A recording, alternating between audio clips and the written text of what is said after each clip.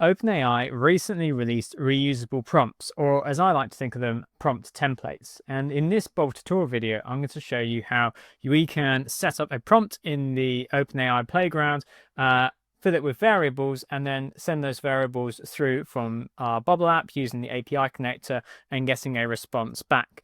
Now, this is going to be really helpful. In fact, let me just dive right into the playground because we can do comparisons. It's got optimization, it's got evaluations. So if you really are happy using OpenAI and you don't want to maybe swap in a different provider's model at some point, then this is a really exciting update because it means that you can do version control and you can revise the versions and test them and then deploy them all to your app, all from within the OpenAI playground. If you think, well, GPT 4.1 is perfect for today, but maybe Claude, when they release an update to their 4 model, I want to be able to easily swap in Claude. Then your choices are to use a platform like Helicone or OpenRouter, or my current favorite at the moment, which is Portkey, which they both contain prompt engineering and log tracking and a load of extra features, which are very handy middleware for if you're using AI with your no-code app. But let's dive right into the prompt playground here. And this is so simple, and you can obviously make this much more complicated. I've simply set it up saying system message, greet the user by name, and then I pre-fill part of the user message and I add in a variable. So if I just go back a step, so I'll show you how I did that. We add in the variable here, and I can say name. And then that means that if I add in some curly brackets here, it goes green. When I was preparing for this video, I didn't notice that you had to add in the variables up here first, so don't make the same mistake as me. And then we literally go update, and we can make it the default version. And then we get back, make sure, so it probably comes back as Python, swap it into CCAR.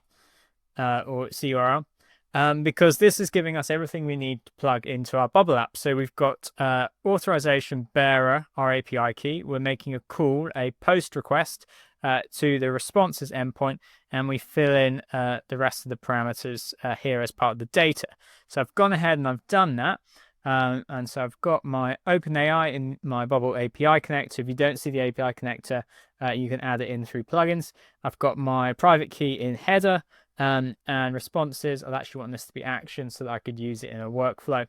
And then I've removed the version because I just want it to use the default one that I've set up, like the most recent one I've deployed, and I've checked it as default, like you just saw in the playground. And then I've got name. And so if I wanted to run this in a workflow, I'd actually write it something like that. So now I'm making it a dynamic value in the Bubble API connector. I've removed the speech marks because I'd make it JSON safe. It's not private because this is using data that is accessible to the user. And I would need to add in the speech marks again in order to initialize or reinitialize my call, because then this part is being inserted into this part of the call. So I'm going to initialize the call. And if I go to raw data, it's a bit easier to see.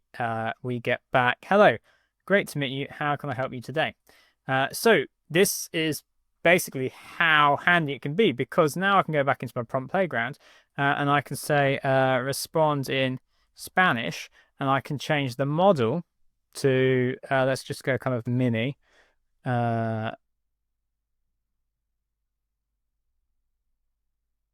For a mini, and then I can update, and I'm not having to change anything in my Bubble app. I'm not having to risk breaking anything, particularly backend workflows, updating the JSON in my Bubble app, and now I can just reinitialize it, and I get back a different response. I believe I asked it for Spanish. If I go to raw data, it's easier to see. Here we go. Here is the reply back in Spanish, and I've updated the model, and I've not had to make any changes to the JSON in my Bubble app. Let me just show you how we can add in one more variable. So we could say, we'll get rid of that. We'll say greet the user by name and wish them a happy day of the week, e.g. Hi, name, happy Wednesday. So then I can add in a variable down here. I can say day of week.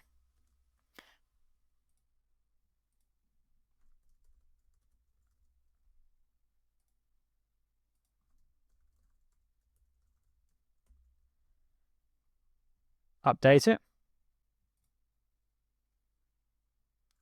Very handily, it gives me a reminder of the code I want to run. So I'll copy that. Remember, JSON syntax, it would be a comma there.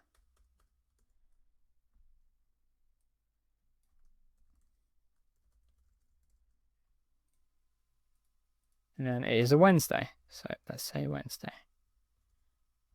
And did I deploy to live? I did deploy to live in the playground. So then I would just initialize my call.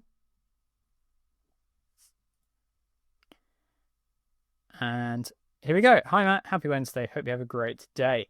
So I'm really excited by this because I think it's going to make it easier to iterate through different versions so that we can compare different prompts, different models with different variables. We can add in functions. Yeah, it's cool. This is really cool. And like I say, you can do this with other platforms, but the fact that they've made this available in the OpenAI playground is really helpful for anyone, if you're like me, and you're building apps with AI and with no code, particularly with bobble.ia. And if you are doing that and you want to accelerate your process and you've got loads of questions and you struggle to find the right answers in a quick manner for those questions, then click the link down in the description to become a Planet No Code member and get access to all of the knowledge that we've shared on YouTube, much which is not accessible anymore, is exclusive to our members.